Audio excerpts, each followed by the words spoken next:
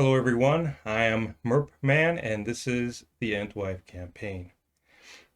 Just as my good friend Amanda has started her adventure as of our last video, so too we continue to set up our adventure to begin on the Entwife campaign. As you may remember from the introductory video, my first video, we were looking at the three main parts that are going to be necessary to have a good handle on in order to successfully go through our Entwife campaign. The section that I'm going to be concentrating on today is this middle column right here, the Middle Earth role playing or MERP rules. The next, I'm going to give you a little preview, or at least an idea of how I plan to progress from here. After this video on the MERP rules, I'm going to be doing a video on the Entwife campaign, and then the Game Master's role-playing system that we're going to use in order to, well, conduct our Entwife campaign and see if they really exist or not. Now, a couple things. One, this section may seem pretty dry, dull, and boring, and yet it is of utmost importance, because without good role-playing rules, there's no way to figure out if any maneuver, any combat, or anything is successful or not. Also, I'm going to do my best to cover all the major aspects of the Middle Earth rules or MERP rules that we will be using. It will probably come to pass that I will either miss, skip, or not do a very good job in describing certain rules or aspect of the rules, in which case you can expect a follow-up video labeled, well, because I intend on labeling this video 0.1 preparation Middle Earth for the Entwife campaign Middle Earth rules, and it'll be something like 0.12 or whatever, describing either rules that I missed or rules that I need to go into a little bit more detail. With that, understanding what we're getting into, remember, for some people it's not going to be all that exciting to watch, and yet some of it is going to be interesting too, because as we will soon see, MERP rules are nice, they're good, they're useful, they work basically, and in some cases the MERP rules fail spectacularly, in which case I've come up with what seems to be, to me anyway, the most reasonable way to fix them, if you will. Now I have at the top of this column, let's see, I think you can see that. I hope you can see that. Our character sheet, I'm going to leave that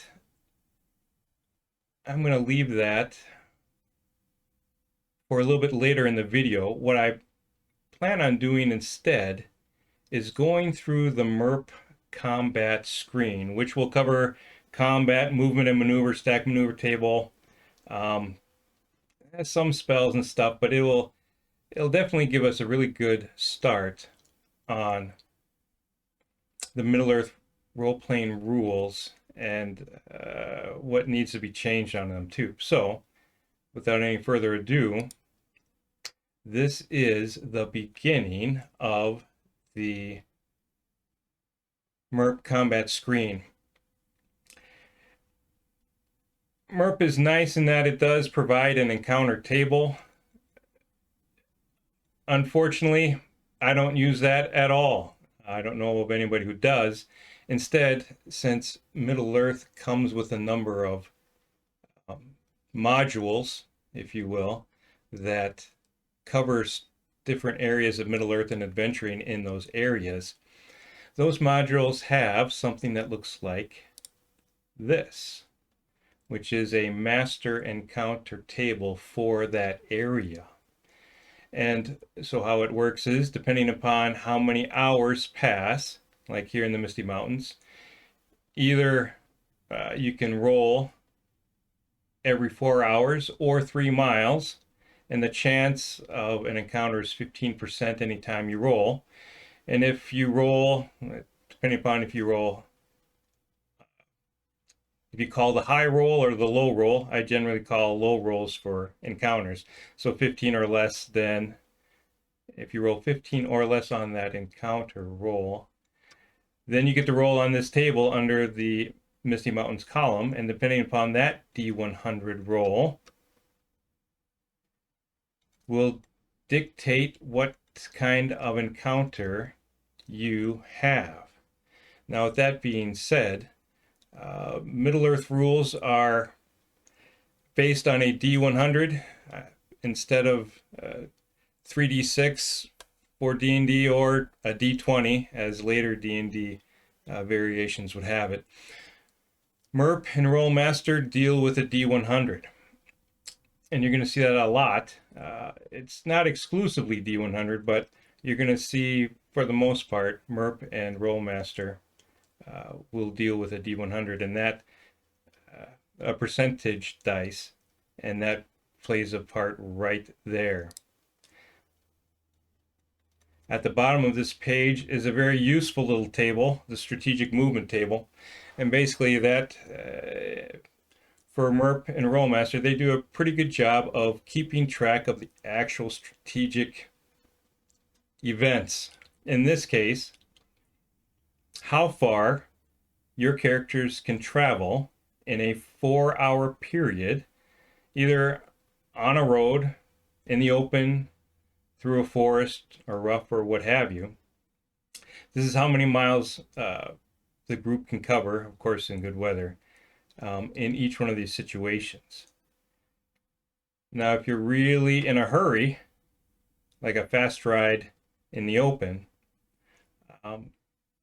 you have to make a maneuver roll in order to achieve that many miles per your 4-hour period.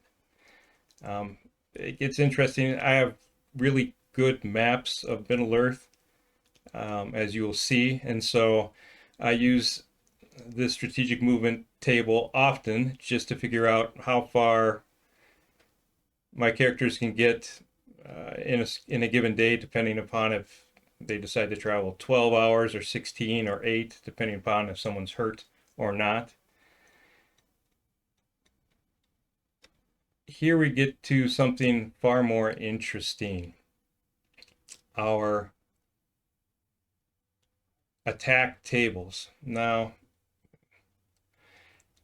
these attack tables are one of the things that D&D players don't like about MERP and Rolemaster and these kinds of role-playing games, because you have to look up a table in order to find out how much damage and such that you do to your opponent, and how much damage your opponent does to you, for that matter. And now, if you notice, what's kind of fun is that I've mentioned that MERP and Rolemaster, they deal with a D100 system, or a 100 percentile, or a percentile, which of course 100% meaning 100%. You'll notice that this table goes up to 150. You know, I don't know why they did that, although I can tell you it's a lot of fun when you reach the maximum on any attack table. What I do like about an attack table, and these are nice as compared to the Rolemaster attack tables, which are very, very specific. These attack tables cover just a category of weapons. So this is one-handed slash, one-handed concussion. We have two-handed weapons and missile weapons here. What I like about this versus D&D, and maybe some of you D&D players think likewise. D&D, when, let's say, a dragon attacks you, God forbid, but let's say a dragon attacks you with a claw attack, and he just scratches you That's just it. There is no possibility in D&D of a scratch hit. So in other words, a hit that just barely attacks. So in D&D, if a dragon attacks, the dragon has, I don't know, plus 15 for strength or whatever, probably more, depending. So no matter what, when the dragon hits you, it's going to do at least 15 damage plus whatever the roll is of the dice. So it could be just ridiculous. There's no possibility for the dragon to do just 1 hit point or just 2 or any variable in between. Here, and you'll notice too, here the amount of damage and how much you hit is fully dependent upon the roll. So if the roll is an okay roll, you'll do okay damage. If the roll is good, you'll do good damage, and if the roll is critical, as these letters here indicate, this is an A critical, B critical, C, D, and E. Those are critical hits right there. It's all based on just how good that one roll is. Now, someone might say, well, MERP man, okay, you have a possibility of giving 1 hit point here, but if someone is not wearing any armor at all, the hit points start out at 7. Well, 7 is not a scratch. Well, I could almost argue that it is in MERP and Rolemaster, because a sick street urchin may start with 7 hit points. But for the most part, even farmer bystanders will have 30 hit points. Anyway, that being said, it's true, right? 7 is not 1, and how could you then make it so that you or someone else receives just 1 hit point instead of 7? Well, I've come up with a way to make that happen.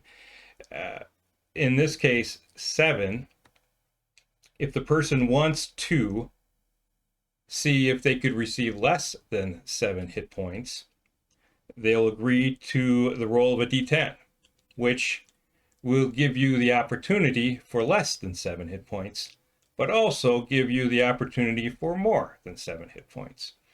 But at least hit points and no critical. So there is a way to make it so that, yes, you can just get scratched by an attack.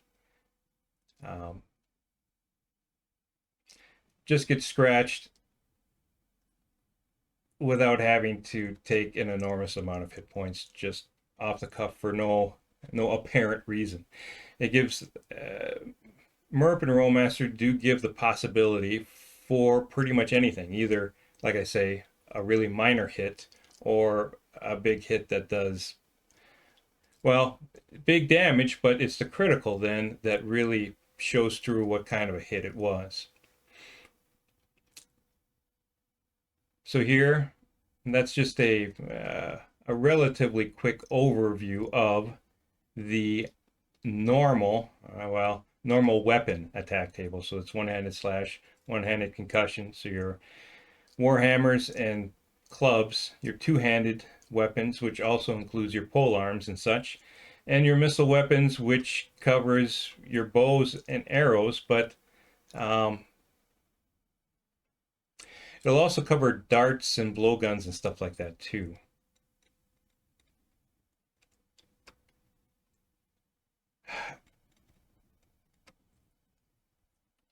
In order to reach these, well, large 150 numbers for attack, there are a couple things to consider. The first and easiest one is that characters, as they level up, will actually begin to break the plus 100 offensive bonus threshold. So warriors especially will hit that, well, possibly by level 5 and so on, where their offensive bonus here, attacker's offensive bonus minus the defender's defensive bonus, that plus 100 or plus 120 will be added to their roll. Then, but before the roll happens, you subtract the defender's defensive bonus, and any other modifications that make sense and are reasonable.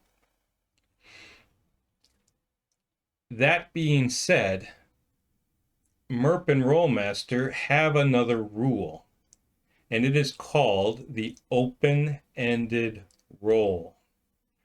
If you will notice here too, there's a UM for unmodified. So an unmodified roll of 1 through 8 is a possible fumble. And that possible fumble depends upon what kind of weapon you're using. If you're using what MERP and Rolemaster call a flail, which is some people call a Morning Star, or it's kind of like a metal chain whip, that has a higher fumble chance than, let's say, a quarterstaff. And so each of those weapons has a fumble number range where if you roll that number or less, then you fumble that weapon. But since it's high for certain weapons and low for others, they just call it out any roll of unmodified roll, so without an offensive bonus, will or has potential to fumble. What I was about to say before that is that MERP and Rolemaster have what they call an open-ended roll. And this can be really good or really bad. What that means is that in a really low roll, for instance, if you roll a 1, 2, 3, 4, 5, or 6, so a 1 through 6, that even and especially on an attack roll, that means that it's a really bad roll. And you roll again, and you subtract that number from your previous roll. So let's say I rolled a 4. Then I would roll again. If I rolled a 72, I would take 72 and subtract it from 4, which would give me what? A negative 68. And that would be, I would start with a negative 68, add my plus 120, and minus the defender's defensive bonus, and come up with whatever that is. And it definitely would not be a hit. Well, again, so take that back, because I just said it's an unmodified roll. Yeah,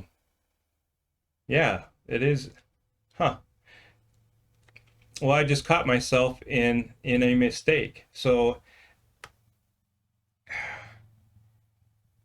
for maneuvers, going negative can happen, but for fighting, going negative, at least with an open-ended roll, is not possible. What's interesting is going positive is possible. So if you do roll a 1 through 8 in this case, let's just take a look once. Oh, in all cases here, you're going to have the possibility, of fumbling. Well, take that back. There still is a possibility to go negative depending upon what the fumble range of your weapon is. So we'll get to that. Anyway, so you can go negative if you roll a 6 or less, and you can go positive if you roll, I believe it's a 96 or better. So they actually, well, 96, 6, 97, 98, 99, so it's 5. It's 5% on each side. 1, 2, 3, 4, 5. Well, except going negative, I guess, that's 6. 6 or less, 5, 95% or better. So if you roll a 96 or higher, you roll again and add that roll on top of it.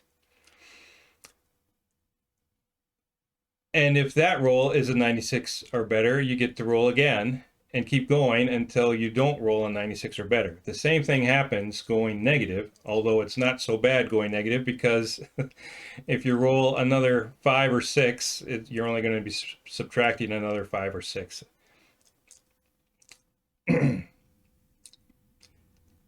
So it is possible for your sickly street urchin who has 7 hit points to roll On a, let's say, the one-handed concussion weapons attack table, even though the street urchin might have a bonus of 5 plus 5, if the street urchin rolls a 97, a 98, and a 68, well, that street urchin could just put a serious wallop on your character whether you were getting ready for it or not. That kind of possibility is interesting and fun, I find anyway, in the MERP role-playing system, or the MERP system. With combat basically being covered, here's what you can look forward to in some of the critical tables. Now, depending upon, here, I'm going to scroll down to the bottom here.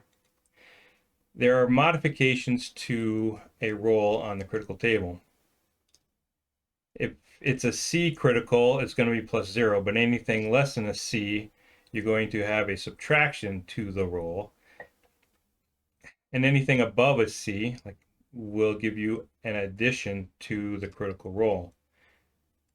Some of these, well, for crush criticals, such things as breaking bones, negative modifications to activity hits, and being stunned.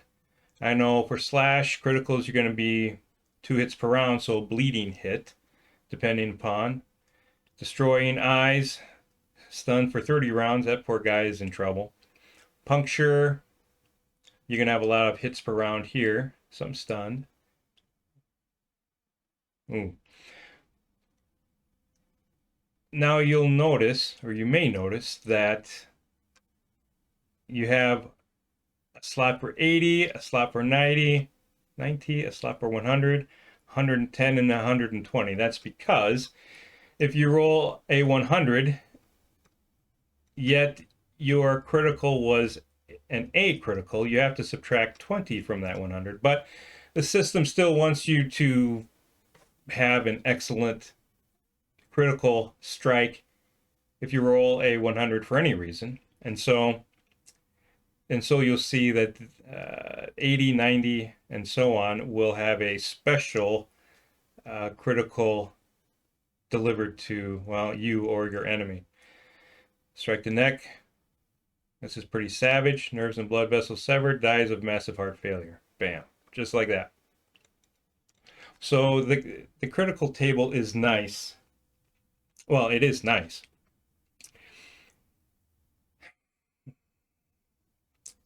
There's a big difference between the MERP system and the Rolemaster system. Now, a quick background for the MERP and Rolemaster systems. Both are percentile or D100 systems. Rolemaster was created first, and then the makers of Rolemaster decided to make a scaled down version of Rolemaster for use with the Lord of the Rings and the Hobbit, so the fantasy world of Middle-earth. When they did that, like I say, they scaled everything down. They actually made MERP a bit more lethal. So the critical strikes on the MERP critical tables are more aggressive than the critical strikes on the tables of Rolemaster. I mention that now because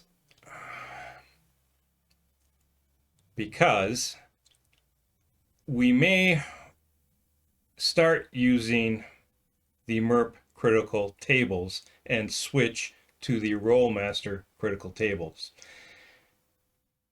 And one of the main reasons why I mention that is because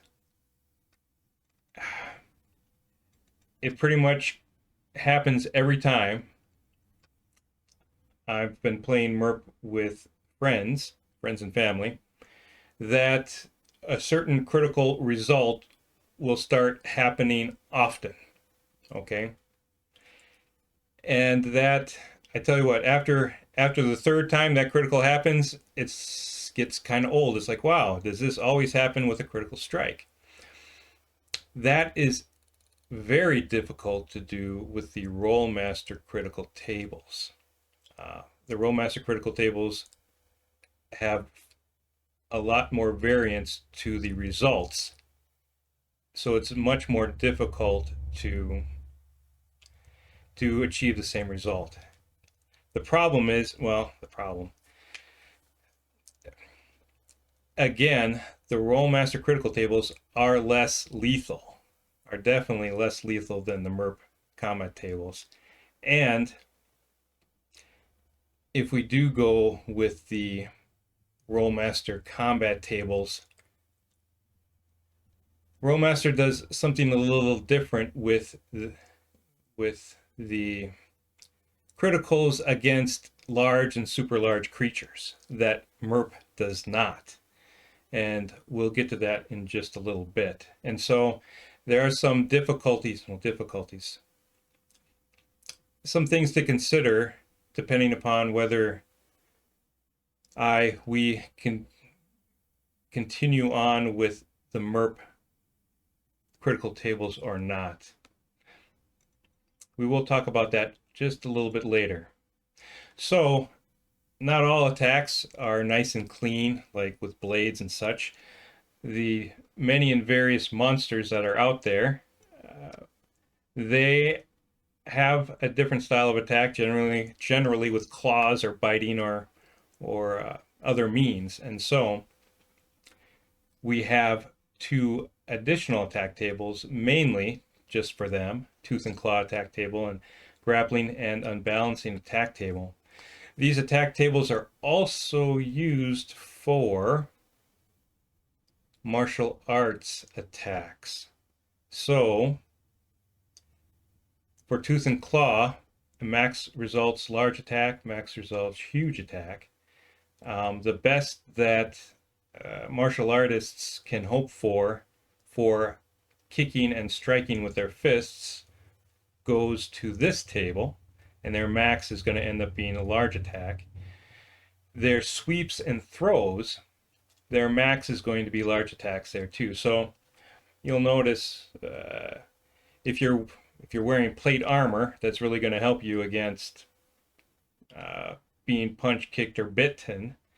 Whereas if you're wearing plate, it's not going to help you as much if someone's trying to trip you, push you, or grapple with you. And so the attack tables show that difference.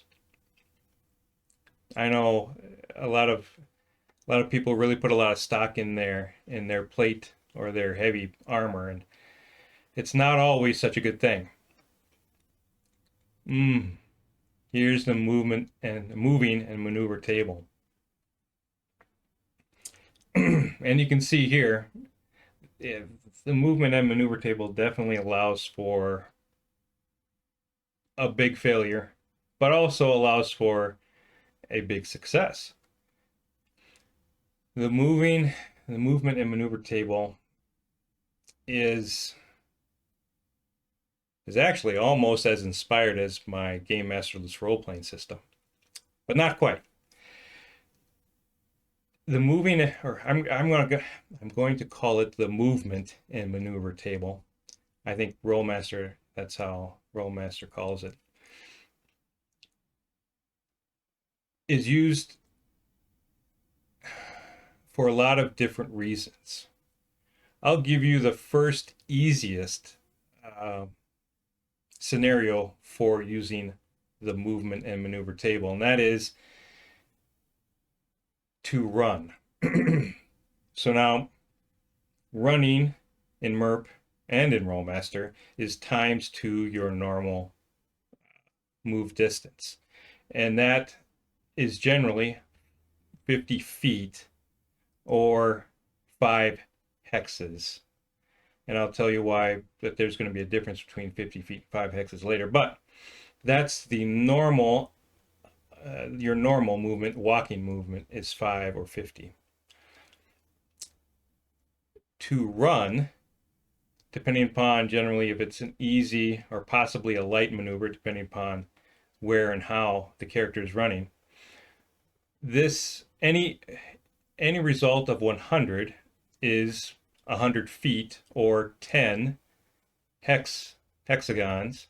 Anything less is how many feet or how many hexes instead you actually run. So either you successfully make your roll, and of course there are movement and maneuver bonuses that you add and such. You don't really have much of a subtraction here. Instead of subtracting or having a subtraction to your roll, you would just move it down or up, I guess, depending upon how you want to look at it, to a greater difficulty column and roll on that column.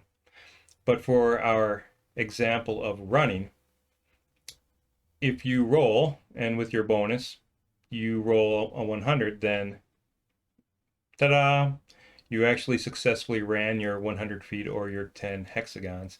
Anything less means that your character got a tripping start or tripped on something, or just generally tripped over him or herself in trying to start running, and that is how far your character got. Well, what's nice about this is if your character really did well, he or she can go farther than just your normal run, which is 10 or 100 feet.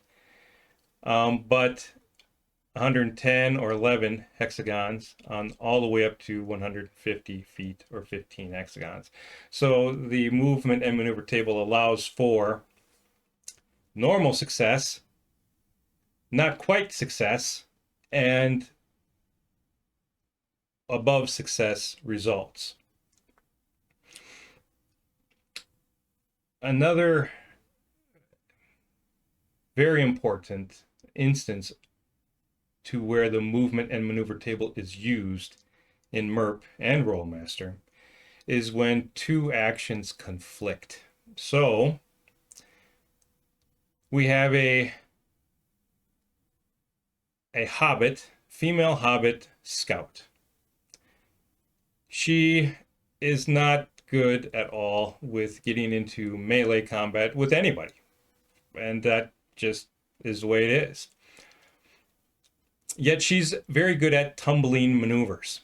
And so what is likely to happen for her is that some orc or some bad guy is going to want to take a swipe at her, and she wants to protect her cute little head and get out of the way before that happens.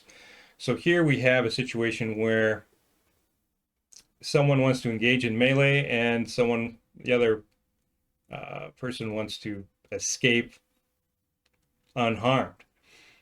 According to the MERP rules and Rolemaster, I'm pretty sure it's the same, is that they would have pretty much what you would consider a maneuver roll-off. So our wonderful little hobbit girl, she will attempt to do a somersault away or escape in one way or another, and that maneuver will be given a difficulty category, we'll probably say medium. And the orc or bad guy who is coming up to take a swipe at her might be the same, actually, depending upon if there's anything much in between the two. She will roll and she will add her movement and maneuver bonus or her tumbling bonus, whichever is greater in this instance. And the attacker will add his or her, possibly, maneuver bonus. Whoever has the higher number, that means that their action succeeds. If they both roll and come up with the same number, that means they both basically happen. Generally, what that would mean is that the attacker gets to attack with half of his or her offensive bonus, and the evader would still get to move, or at least move half of his or her, in this case her, movement rate out of the way. So this is a table that will handle those kinds of situations when there are conflicts of movement and movement and attack. This table also comes up when you're trying to jump across chasms. If it's possible to have a percentage of completion, it's easier. But if they're like for jumping a chasm, well, either you make it or you don't. In those cases, well, I would actually say a 70% would allow the person to grab onto the ledge, even though he will just say didn't quite make the jump, made the jump enough to where he could grab onto the ledge. That actually might require another movement and maneuver roll just to make sure he caught onto the ledge. Otherwise, 60 and below would be a fail. Or this kind of situation happened not too long ago, attempting to move a huge boulder from covering a tunnel entrance. In this case, kind of like the same with jumping a chasm, either you can move the boulder or you can't move the boulder. Added tries can be given if someone decides to come and help, then with both of them trying to move the boulder. If they do make it 100% or more, then the boulder's moved. So the movement and maneuver table is a big table, is a much used table for the MERP and Rolemaster system. The Rolemaster system has a slightly modified movement and maneuver table, which we may use because instead of giving like 160, it actually does something similar to the critical tables and actually says your move is so stupendous that you wowed everybody looking, and all your buddies get to heal 5 hit points and all your enemies are stunned for 2 rounds or something like that. So that can be kind of fun if a roll ever gets that high, have something like that happen. Continuing on, just as we have critical tables for slashing and punctures and stuff, we have critical tables for grappling. Oh, and here we go for the physical criticals for large creatures and spell criticals for large creatures.